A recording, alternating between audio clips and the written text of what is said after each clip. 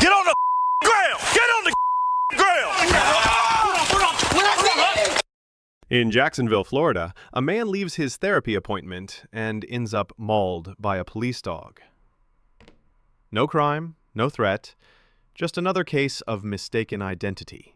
And another police report that doesn't match the video.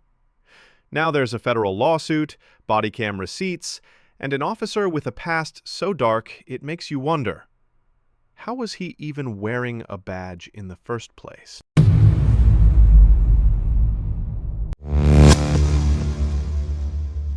Now to an I-Team investigation. News4Jax has learned the Jacksonville Sheriff's Office faces a federal lawsuit over a 2022 incident caught on body cam. July 21st, 2022. Jamari Brooks steps out of his therapy session on Blanding Boulevard. He's not running, not resisting, but he's ambushed by the Jacksonville Sheriff's Office Gang Unit. Bodycam shows Brooks lying face down, arms out. An officer shoves his head into the pavement. Another lets the canine loose. The dog clamps onto Brooks's arm, biting deep and jerking him side to side, while he's already pinned. The lawsuit claims the department's gang unit and canine violently took down the wrong man as he was leaving a doctor's appointment. And joining us now in studio is News4Jax anchor Tarek Minor. Yes, so Tarek, you spoke with the lawyer about the federal lawsuit and actually got more details about what happened in that body camera video. It's interesting. A former JSO detective now serving a 24-year prison sentence for an unrelated sex crime against a child also took part in that takedown on that video and can be seen in the body camera shared with News4Jax today. And here's where it gets worse. One of the officers named in the lawsuit is Josue Garriga, the same deputy heard identifying Brooks before admitting ain't him. But Garriga's story doesn't end with a bad stop.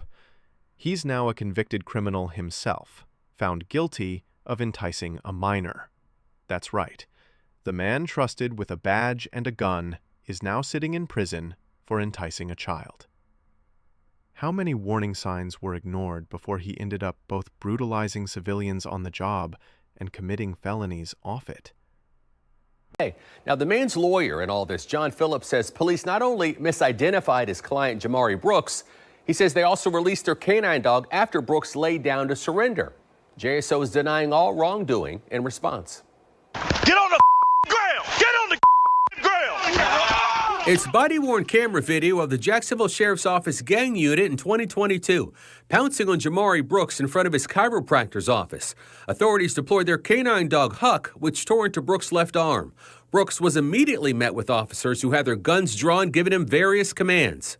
You've got alternating commands that are inconsistent, like stop, come here. You know, you got multiple officers that are all SWAT that are giving, don't move, put your hands behind your back. Brooks' lawyer, John Phillips, calls the police report filed by the gang unit dysfunctional. The report says the gang unit tried to stop a car, but it sped away. JSO followed the car to a medical complex and watched as a black male wearing a black shirt and a lime green hat walked into an office. The report says the same man came out of the office about 1 to 2 minutes later. There was no police chase.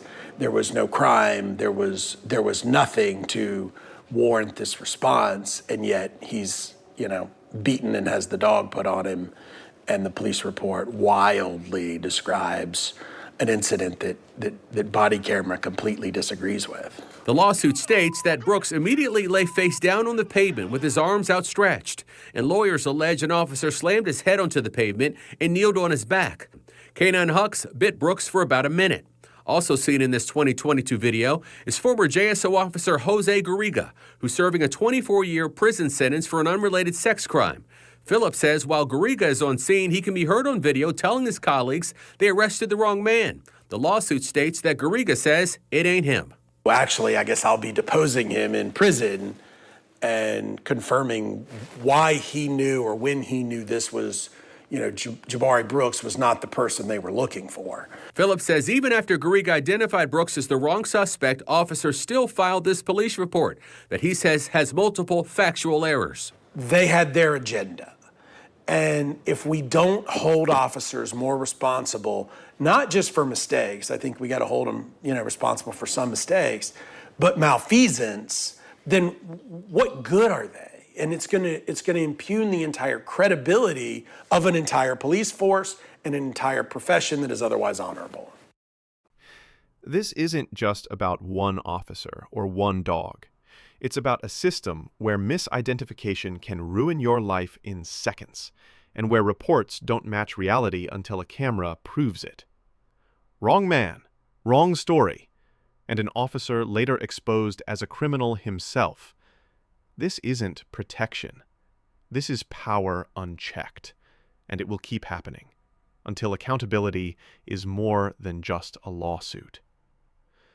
And when the people we're told to trust turn out to be predators, like Garriga, the badge becomes less about service and more about protection for themselves.